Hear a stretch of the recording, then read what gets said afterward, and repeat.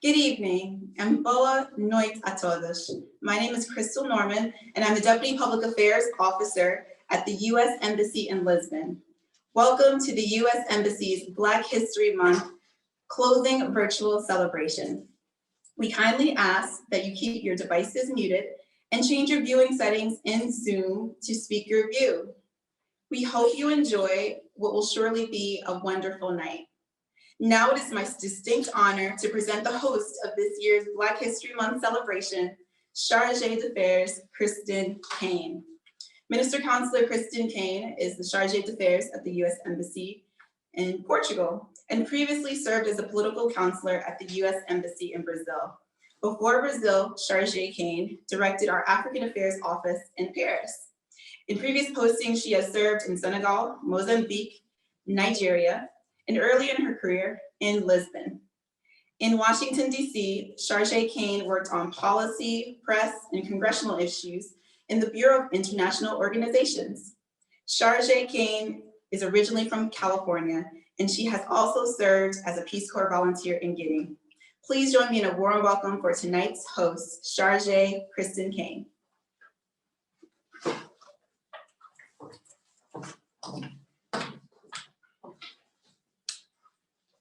Boa noite, good evening. Bem-vindos todos ao Black History Month 2021. Black History Month é momento para refletir, para comemorar e para celebrar. E hoje à noite vamos celebrar. Lembro-me com carinho há um ano de dar-vos as boas-vindas aqui na minha casa. Um evento que seria o último evento em grupo que eu organizei. Semanas antes desta pandemia mudar as nossas vidas para sempre.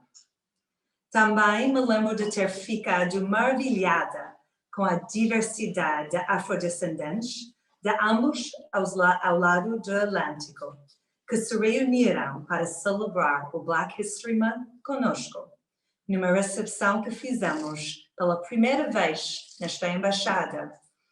E este é um marco interessante para mim.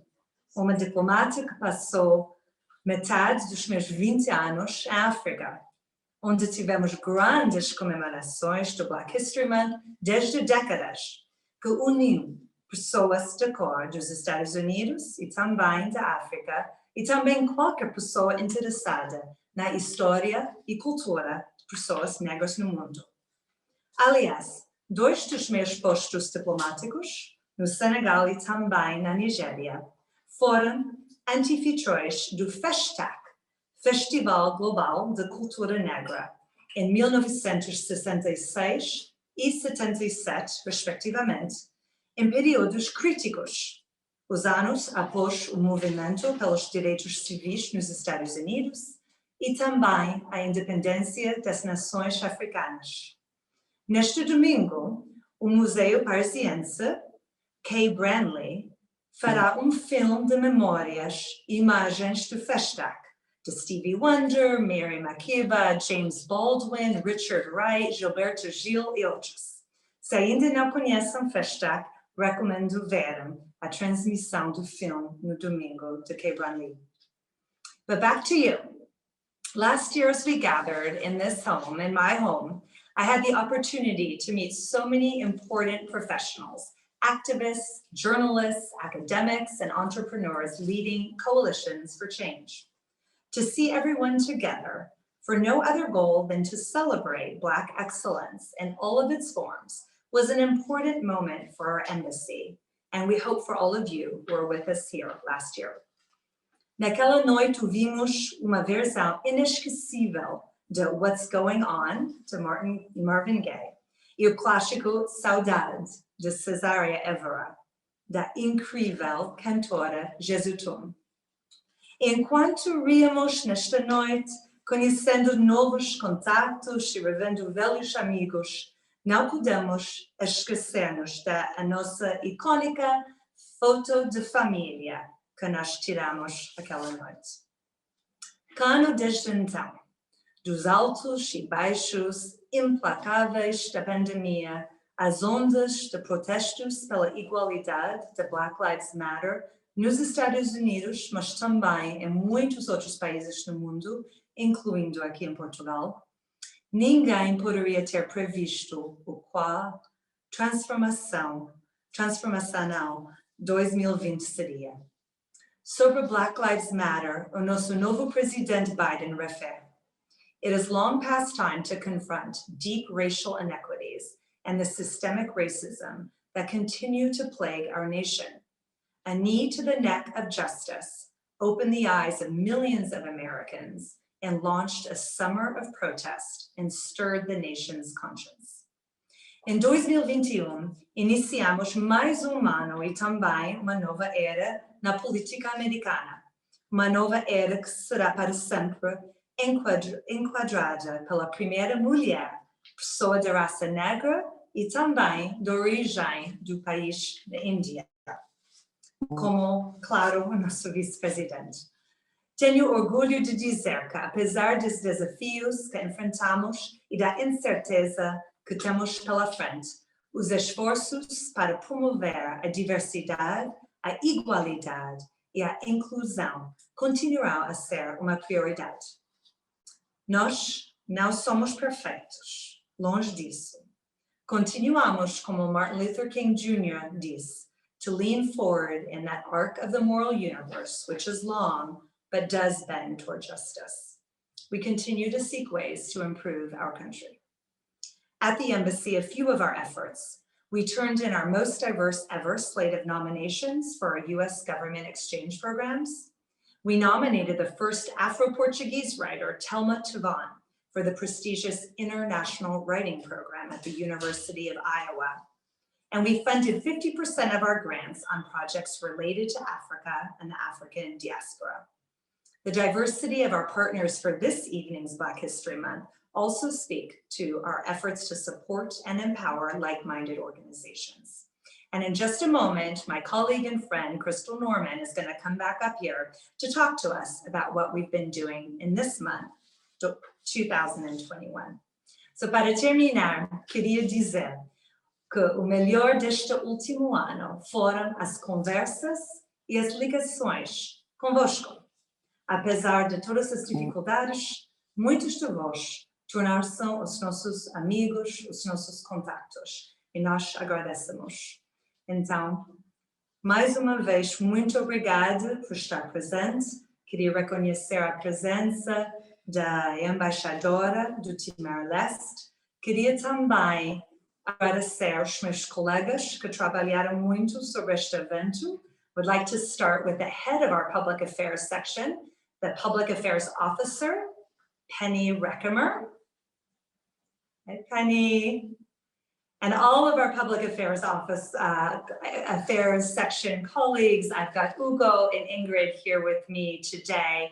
And of course, as you've already seen, and our moderator for this evening, nossa Guida Cultural, the indefatigable Crystal Norman. I'd like to give her a virtual round of applause for all that she did to bring Black History Month, such an important event, for her last 3 years here at the US Embassy in Portugal. We lose her in just a few months to go work on very important issues on Mozambique, but her legacy will stay with us here. So stay with us, estamos juntos, vamos continuar a celebração. Obrigada.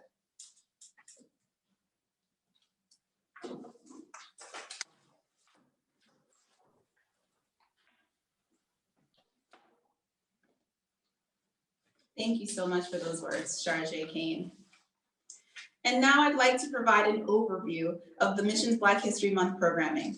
I'll start with school outreach, an important part of how we discuss American history, culture, and values, as well as recruit youth for our various student exchanges. So during our first event, the US Embassy Storyteller Summit, attended by more than 300 students and teachers from Portugal and Angola, the mission highlighted prominent African-American authors and African leaders, while inspiring young people to share their stories through an interview and question and answer session with the incredibly talented 12-year-old writer, Ochale. She wrote her first book at 6 and published her next book at 12 in English and Portuguese about Queen Zinga of Angola, a testament to her American and Portuguese roots. Inspired by iconic inaugural poets, laureates, Maya Angelou, and most recently Amanda Gorman, we've invited Ochali here to recite one of her favorite poems, Maya Angelou's Still I Rise. Please join me in welcoming Ochali. Thank you so much for this opportunity. Still I Rise by Maya Angelou. You may write me down in history with your bitter, twisted lies. You may trod me in the very dirt, but still, like dust, I'll rise. Does my sassiness upset you? Why are you beset with gloom? 'Cause I walk like I've got oil wells pumping in my living room. Just like moons and like suns with the certainty of tides. Just like hopes springing high, still I'll rise. Did you want to see me broken? Bowed head and lowered eyes, shoulders falling down like teardrops, weakened by my soulful cries? Does my haughtiness offend you? Don't you take it awful hard, 'cause I laugh like I've got gold mines digging in my own backyard. You may shoot me with your words, you may cut me with your eyes, you may kill me with your hatefulness, but still, like air, I'll rise. Out of the huts of history's shame, I rise. Up from a past that's rooted in pain, I rise. I'm a black ocean, leaping and wide, welling and swelling, I bear in the tide. Leaving behind nights of terror and fear, I rise. Bringing the gifts that my ancestors gave, I am the dream and the hope of the slave. I rise. Thank you so much.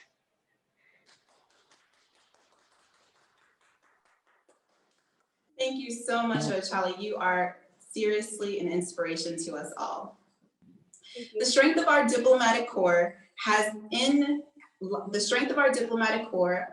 its ability to value and harness the diversity of our skill sets, experiences, and backgrounds to tell America's story abroad. In that spirit, the mission welcomes students and teachers to the program we called Captains and Cookouts, an opportunity to highlight the legacy of African American Marines, the concept of soul food, which is essentially great comfort food traditionally made by African Americans from the South, and the American values of service and volunteerism. The guest speaker, who is an Embassy Marine and aspiring chef, cooked 30 meals made with traditional soul food for the mission's donation to a local NGO that supports homeless and needy families in Portugal. In our continued efforts to honor diverse leaders, we'd like to show a brief video celebrating African American trailblazers in American diplomacy. Enjoy.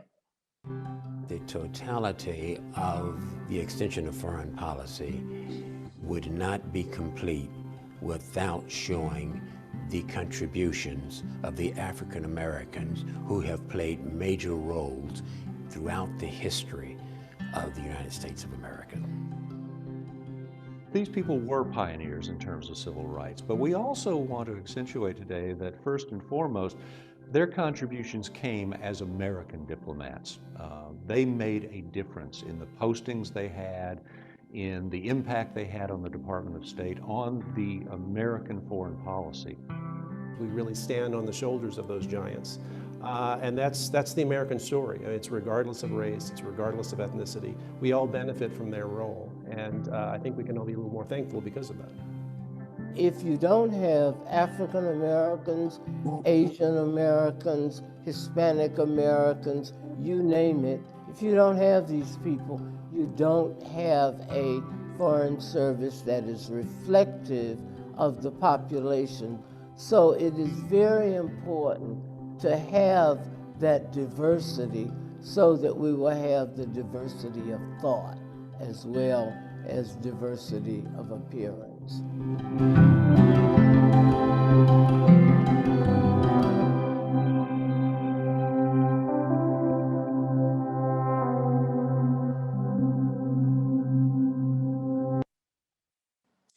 And now I'd like to invite our American consul in the Azores, Catherine Hammond, to say a few words about the first African American consul who represented the United States in the Azores.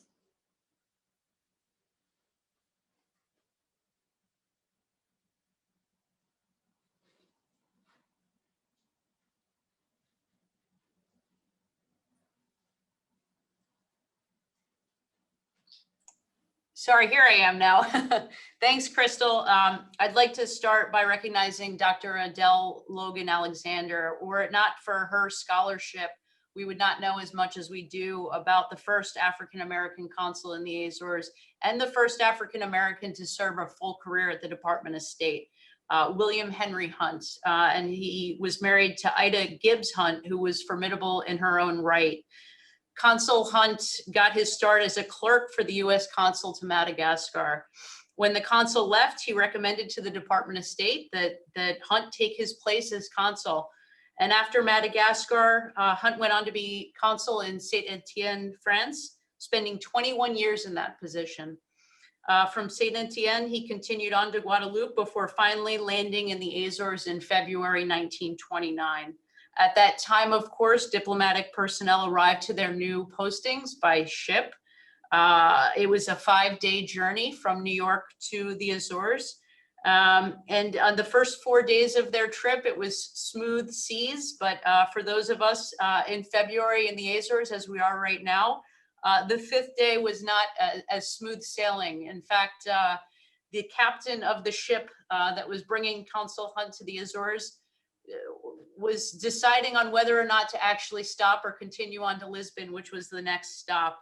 But at the very last minute, he decided, yes, let's let the passengers off in Ponta Delgada. So they put some lifeboats out and put Consul Hunt and his wife and threw their bags overboard. The new vice consul was also on that ship. His bag was thrown over, missed the lifeboat, hit a big wave, but thankfully somebody pulled it in. Through a drenching rainstorm, Consul Hunt and his wife doubted if they would ever reach the pier at Ponta Delgada, but thankfully they did. This was how Consul Hunt arrived to the Azores to replace his white predecessor and make history as the first African-American consul to serve in the Azores. The population of the Azores at that time was about the same as it is today. At the time, the main crops were bananas, oranges, grapes, olives, and greenhouse cultivated pineapples, as so many people are familiar with from the Azores. Whaling had declined from its height in the 1850s, but fishing was one of the largest sources of employment, along with dairy and farming. And recently instituted immigration laws in the United States meant that only 2,500 Portuguese could immigrate to the US each year. But of course, there had been lots of migration from the Azores to the United States in the late 1700s and mid 1800s. Hunt had 2 observations on immigration that are relevant even today. He said that there are perhaps more Azorians living under the American flag than in the archipelago. And he also said that São Miguel was the one post to which I was assigned where America is held in deep affection. And I think these are true today. In non-working hours, Consul Hunt recalled playing tennis, swimming, horseback riding. You can see in this photo of Hunt from the National Portrait Gallery in Washington, D.C., that he was an equestrian. He also enjoyed going for drives, and one of his favorite excursions was to Furnish. Not long after he arrived to the Azores in 1931, came word that he had been promoted, and his next assignment would be Monrovia. But he said about his assignment in São Miguel later that by far it was the most delightful assignment during my career of more than 34 years in the foreign service of my country. The life that Hunt describes in São Miguel in his writings is very different than what he would have experienced living at that time in Washington, D.C., where he would have been living under Jim Crow laws. And this is what makes Black History Month so important to me. Engaging with history helps give us a context for the present. That he was received here with no regard to the color of his skin or who his mother was. I like to think of the Azores as a safe place for him. He was a member of the Clube Michelense here and loved hosting receptions and dances at that club. I've been to the Clube Michelense for a carnival dance, and it gives me goosebumps to think that William Henry Hunt was there 90 years earlier, cutting a rug on that same dance floor that I've been on. And this was something that wouldn't have been available to him in Washington, D.C. at that time. One more quick note on the portrait that you should be seeing on your screen here. This is part of the Smithsonian's National Portrait Gallery collection, and it is by the famed Portuguese painter Domingos Obello. It was donated to the Smithsonian in 1972 by Dorothy Porter. Miss Porter was a longtime librarian and curator at Howard University, one of our historically Black colleges and universities in the United States. Howard University is also where Consul Hunt's papers are held. And Dorothy Porter is fascinating as well. For 40 years, with hardly any budget, she built one of the greatest collections of library materials on Black and African history and culture anywhere in the world. Because of her limited budget, she wrote directly to publishers and book dealers. She sent letters around the world to Brazil, to Europe, everywhere, begging for books, and was able through perseverance to build one of the greatest collections of Black literature anywhere in the world today. Yet another person worthy of admiration. Thank you.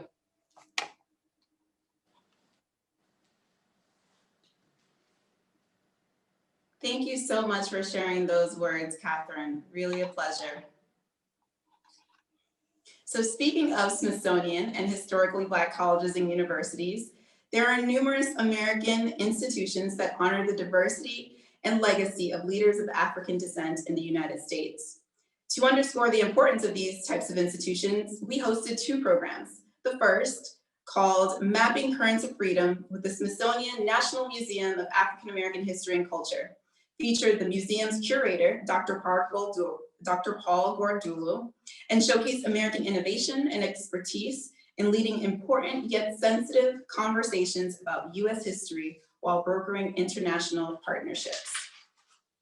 The second event, called HBCU Homecoming, used the campus event of Homecoming, an annual event that brings students and alumni together to celebrate Black culture and school pride, to explain the legacy and history of historically Black colleges and universities in the United States, also known as HBCUs.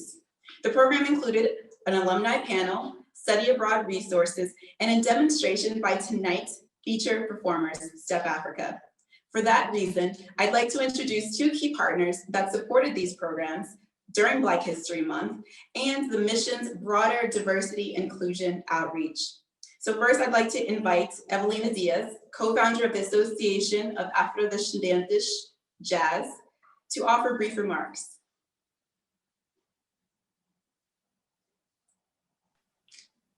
Hello, everybody. Boa tarde, obrigada a todos. É com muito prazer que estou aqui. Começo por agradecer imenso à Embaixada dos Estados Unidos pelo convite para co-organizar este evento fantástico que é o Black History Month. Agradecer à Crystal Norman, ao Nick Anderson e claro, à Miss Kristen Kane pelo convite. Portanto, eu, como a Crystal disse, eu sou a Evelina, sou a fundadora e presidente da Jazz Associação Afrodescendentes. A Associação de Afrodescendentes foi criada a 25 de maio de 2016 e, basicamente, a Associação Jazz é uma associação antirracista que promove os direitos dos negros, africanos e afrodescendentes em Portugal. Portanto, nós criamos vários debates, fazemos várias iniciativas e fazemos nossas atividades basicamente em 4 dimensões, que é a área da educação, da história, da política e direitos e da cultura. Fazemos várias atividades em prol do desenvolvimento dos africanos afrodescendentes, dos seus direitos, envolvemos em várias parcerias com várias associações de afrodescendentes e de imigrantes que estão em Portugal. Por exemplo, nós participámos na luta por uma lei da nacionalidade que agora está muito mais inclusiva e muito mais acessível, mesmo não estando ainda como nós queremos, que é quem nasce em Portugal é português, ponto final, ainda não é isso, mas está lá quase, portanto foi uma luta boa e vamos continuar a lutar. Para dizer das atividades que nós fazemos dentro desta área da Black History Month, a Jazz durante 3 anos e de forma anual tem realizado um evento que se chama Jazz Art, que é uma mostra de criadores africanos e afrodescendentes, em que o objetivo é dar visibilidade aos africanos, criadores artísticos africanos e afrodescendentes em Portugal. Fazemos essa atividade todos os anos, um evento de 3 dias, em que convidamos artistas de várias várias dimensões artísticas para mostrarem o que eles fazem. E isto aconteceu porque nós percebemos que a cultura africana tem uma vertente muito lúdica, mas quando se trata de artistas plásticos ou escultores ou performers, ou então conseguir expor em galerias, isso era um problema, era vedado. Portanto, nós criámos esta mostra para mostrar estes criadores e terem uma forma de mostrar o seu trabalho. Também nós, nestes 5 anos, quase 5 anos de existência, já ganhámos 2 prémios, ganhámos um prémio de Direitos Humanos da Câmara Municipal de Lisboa, o primeiro prémio da Câmara, para os jovens e crianças, com um projeto de educação antirracista na Escola do Castelo, em Lisboa. Portanto, foi um projeto muito giro e que fizemos esse apoio da Câmara Municipal. E também em 2018, isto foi em 2018, em 2017 concorremos ao orçamento participativo da Câmara de Lisboa, em que com um projeto de criação do memorial de homenagem às pessoas escravizadas. Conseguimos que esse projeto fosse vencedor e, portanto, o memorial vai acontecer, o primeiro em Portugal, não existe. E depois de muito tempo, desde 2017, até 2021, se tudo correr bem, este ano será inaugurado. Estamos a apontar para junho. Por causa da pandemia, pronto, atrasou-se um bocadinho, mas a ideia seria em março, mas vai ser em junho, se tudo correr bem. E também o que nós fazemos dentro da área de uma intervenção mais local, mais direta com as associações, temos um projeto neste momento em curso que começou em março do ano passado, de apoio a mulheres e mães racializadas, em que apoiamos as mães a quem têm processos administrativos de retirada dos seus filhos. Portanto, este processo está a andar, entretanto também com este projeto chegou até nós muitas mulheres referentes de asilo, de asilo internacional, e percebemos que elas não tinham qualquer tipo de apoio, muitas nem sequer falavam português, e então decidimos com este projeto, candidatar a um outro projeto apoiado pela ENAR, que é a Rede Europeia Antirracista, criar um gabinete de formação, e que temos agora, por causa da pandemia, fazemos essa formação online todos os sábados, em que elas têm aulas de português e também têm formação com uma advogada brasileira que fala dos direitos e tira as dúvidas em relação à sua estadia em Portugal e a sua localização e a forma como podem estar legais e contribuir também para a sociedade. Não é? Pronto, depois disto tudo, depois do memorial também a Câmara na altura achou interessante o nosso projeto e então ofereceu-nos um edifício ao lado de onde vai ser colocado o memorial, que é o que será futuramente um centro habitativo, que será um pequeno centro de apoio ao memorial para dar chaves de leitura para se perceber a relação entre a escravatura e o racismo contemporâneo. Portanto, esse concurso será lançado no dia em que for inaugurado o memorial, portanto, como não temos data ainda está complicado. Mas pronto, eu também para dizer que nós em Portugal celebramos o Dia da África, o Black History Month é algo muito maior, muito mais envolvente, com muitos mais parceiros, mas aqui pronto, temos uma pequena celebração que é o Dia da África, que é 25 de maio, em que principalmente a sociedade civil é que organiza eventos, palestras, conferências, debates, concertos, para comemorar esse dia, do Dia da África. Que pronto, é importante celebrar, mas pronto, normalmente são 2 dias, não é um evento com a escala do Black History Month. E o Black History Month, para nós foi muito importante participarmos nesta edição, porque é uma forma de conhecermos a cultura afro-americana que de uma forma ou outra tem muito a ver com toda a história africana, né, da diáspora africana, e também porque mostra um bocado da cultura e da história africana que nós não conhecemos, não é? Que nós não temos qualquer ideia, né? Sabemos muito pouco. E o Homecoming é um evento muito, muito, muito giro. Aqui as universidades portuguesas não têm isto. Têm, pronto, a recepção aos calores e pouco mais. Aqui os alunos africanos são poucos alunos africanos nas universidades portuguesas. E o problema também é que não tendo esta proteção que existe nas universidades negras afro-americanas, nas universidades americanas dos afro-americanos, eles sentem-se muito sozinhos, não existe aquele senso de comunidade como existe nessas faculdades. Portanto, nós recebemos relatos de discriminações, de xenofobia, de serem discriminados por não escreverem português de Portugal, por não falarem português de Portugal. Portanto, isto tudo é um problema e eles sentem-se muito sós.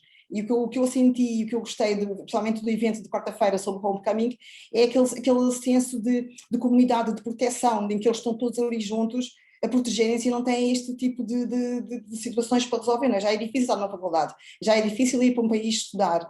Então, muito mais quando se sente que os professores e a pressão estudantil não lhes é favorável. Mas pronto, era isto que eu queria dizer. Muito obrigada por esta oportunidade, Crystal. Muito obrigada. Muito obrigada, Evelina. Obrigada. Now I invite the Executive Director of the Bilateral Fulbright Commission in Portugal, Otília Reis, to offer brief remarks. Obrigada, Crystal. Thank you so much. Obrigada pelo convite para fazer parte desta cerimónia. Obrigada também à Penny Beckham e à Kristen Keynes, à Sheila Fer, pelo convite e pelo apoio sempre que demonstram ao programa Fulbright. Parece mentira que já passou um ano desde a última recepção em celebração do Black History Month. E para o programa Fulbright é muito importante também participar neste tipo de celebrações e nesta hoje em particular. Os objetivos do Black History Month alinham perfeitamente com os objetivos de diversidade e de inclusão que estão presentes na forma como o programa Fulbright é gerido e é um compromisso de longo prazo e global, não só em Portugal, mas em todos os países onde o programa Fulbright é administrado. Eventualmente, para aqueles que estão menos familiarizados com o programa Fulbright é um programa de intercâmbio educacional de professores, estudantes e investigadores, e o objetivo é promover o conhecimento mútuo e a cooperação entre os Estados Unidos e os restantes países do mundo, e neste caso entre os Estados Unidos e Portugal. O programa Fulbright foi criado em 1946, o que quer dizer que este ano se comemoram os 75 anos de existência do programa Fulbright, 60 dos quais em Portugal, onde a Comissão, quase 61, a Comissão foi criada em março de 1960, a Comissão Fulbright em Portugal.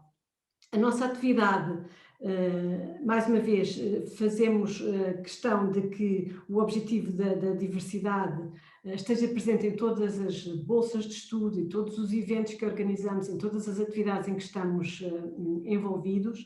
E em termos de bolsas e oportunidades, o programa tem à disposição dos candidatos portugueses bolsas para apoiar estudos de grau nos Estados Unidos, mestrado, doutoramento, também bolsas para apoiar estudantes que queiram fazer investigação no decorrer da sua carreira académica, também, obviamente, nos Estados Unidos, e apoiamos também com bolsas professores e investigadores já doutorados que planeiem fazer investigação ou dar aulas nos Estados Unidos. Temos também um conjunto de programas de curta duração para estudantes de licenciatura aqui em Portugal, que durante o verão passam algumas semanas nos Estados Unidos, no decurso daqueles que são chamados os Study of the US Institutes. Isto para vos dizer que o programa é um programa de diplomacia pública e para o bem público, e é administrado do ponto de vista binacional, o que quer dizer que há uma colaboração muito forte entre o governo americano e o governo português para apoiar o programa Fulbright e para lhe dar todas as condições para que seja administrado. Finalmente, gostava também de vos dizer que o programa Fulbright em Portugal faz questão de aperfeiçoar, lá está, neste esforço de longo prazo, tudo aquilo que faz de forma a refletir também o objetivo da diversidade e da inclusão, desde a promoção das bolsas, na altura em que elas são divulgadas, e desde já gostaria de convidar todos os que estão nesta recepção para trabalhar em conjunto connosco, de forma a tornar o mais conhecidas possível estas oportunidades Fulbright, mas também no que diz respeito ao processo de seleção, que vamos aperfeiçoando para remover alguns enviesamentos inconscientes que possam existir no processo de seleção e para reconhecer o mérito em todas as suas expressões.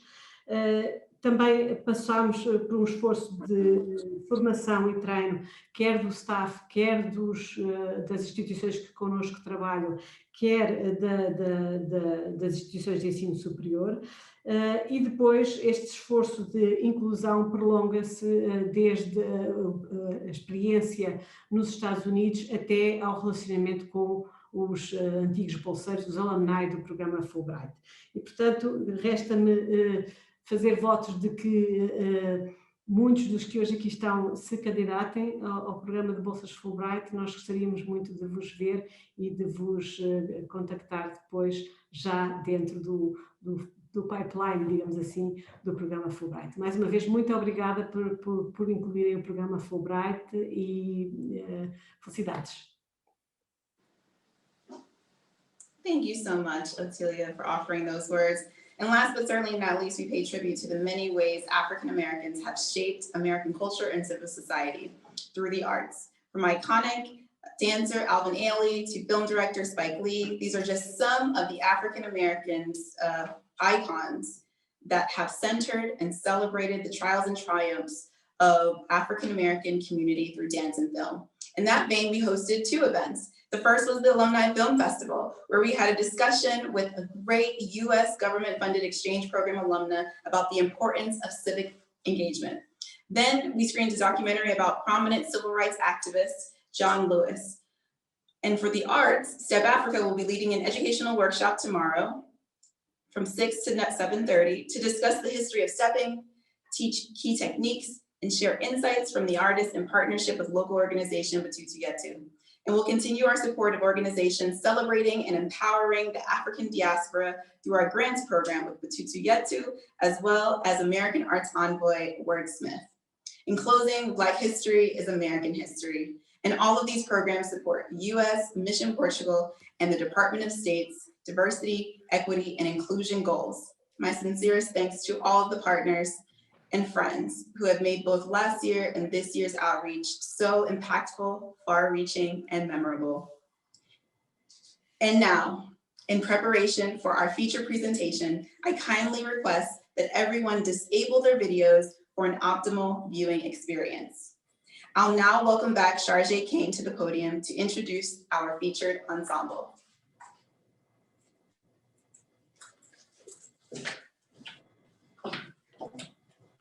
Thank you, Crystal. It is a pleasure of mine because I've long been a fan of this group, Step Africa. Founded in 1994, we've got Brian Williams, the founder, with us this evening to actually introduce the performance tonight. But they have toured in over 50 countries. They are dedicated to the tradition of stepping, linking African dance traditions like gumboot dancing from South Africa, brought from the workers from the mines to the greatest of African-American traditions. They are now one of the top 10 dance companies in the US of African-American descent. We are so happy to have them here with us virtually in Portugal for the international debut of their rendition of a presentation called Celebration. I had noted earlier that we were going to celebrate tonight, and I know you're going to enjoy this. We know that art is a powerful effect to spark conversation and to ultimately bring change. Like our other partners this evening, I would just like to quickly say 2 things. One, they're independent, so their message is their own, but we're so glad to have them here with us this evening and to present that message. And then secondly, their performance is about 40 minutes, but you will find it well worth your time. So switch quickly now if you can to a big screen. You're gonna wanna see this in the best possible resolution. And it's really my honor to turn things over to Brian Williams. Thanks, Brian. Thank you, Sharjay. Greetings, everyone from Washington, D.C. It's really, really wonderful to be here with you tonight. Thank you, Charge Kane, for that welcome and for inviting STEP Africa to be a part of your mission's Black History Month celebration. You know, I've only been to Portugal one time, almost 30 years ago when I was an exchange student in Spain. I remember taking a train from Seville to those stunningly beautiful beaches in the Algarve. And I've been trying to get back there ever since, so hopefully I will soon. STEP Africa, as Charge Kane has said, is one of America's most unique dance companies. And our mission is to preserve and promote the African-American art form of stepping. We are a leader in the use of stepping as an educational and motivational tool for young children. And STEP Africa has traveled all over the world as a cultural ambassador, in particular throughout the Lusophone world. We have been to Mozambique, Angola, and Brazil, and hopefully when conditions improve, we hope to see you in Portugal live and in person. Tonight, you're going to enjoy a performance, a presentation of STEP Africa's video project called Celebration. Just to give you a little context, Celebration is a look at African-American history through the dance and performance of STEP Africa. Stepping is an art form created by African-American college students. And in the film, you will see STEP Africa's tribute to the Black church. You'll also see an excerpt from Stono, a dance film inspired by the Stono Rebellion of 1739.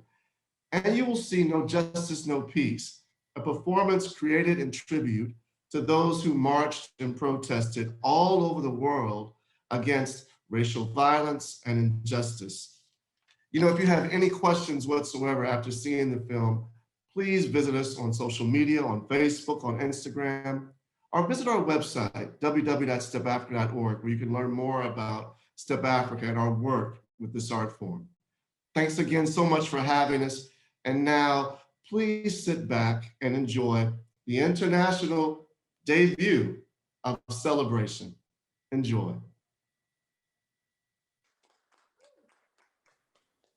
That was an amazing performance. We hope you all enjoyed it as much as we did. Thank you so much, Brian Williams, and to all of the dancers of STEP Africa and this performance of Celebration. These iconic sites from Ben's Chili Bowl and the monuments in Washington to a slave plantation and ending at Black Lives Matter Plaza right in front of our White House. That was really incredible. I think it stirred up a lot of emotions and thoughts for all of us. And I encourage all of our guests to learn more about STEP Africa. We're going to be talking more about them on our embassy social media sites. As was mentioned, they're doing a workshop tomorrow on Friday. And Brian, we do indeed hope to have you and STEP Africa in Portugal one day in the future. I think it would be fantastic. And I think that our friends and partners tonight would agree. Esta marca a fim da nossa celebração de Black History Month 2021 hoje. Queria agradecer não só STEP Africa, mas também ao Charlie, também nossa amiga Evelina de Jazz, Otília do Fulbright, a nossa colega para a sua boa apresentação, Catherine Hammond, nos Açores, mais uma vez os meus colegas aqui em Lisboa da secção de Public Affairs. Queria desejar a toda a gente muito bom Black History Month. Vamos continuar a conversa. Espero receber toda a gente no próximo ano, mais uma vez, não virtual, mas mais uma vez em casa. Muito obrigada e boa noite.